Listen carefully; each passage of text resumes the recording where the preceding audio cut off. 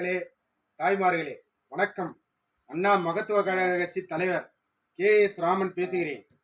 வேலூர் மாவட்ட கட்சி சார்பாக நிற்பவர் KS ராமன். துணை தலைவர்கள் பேரெல்லாம் அறிவிக்க போறேன்.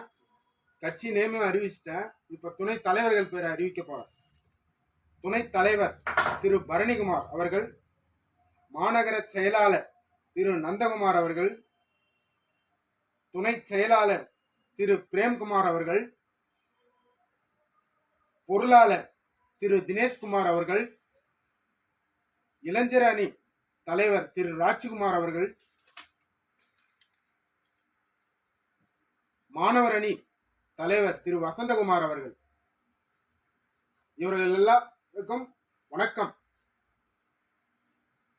போஸ்டிங் கொடுத்து விட்டேன். மகளிர் அணி தலைவருக்கு மட்டும் இன்னும் கொடுக்கப்படவில்லை.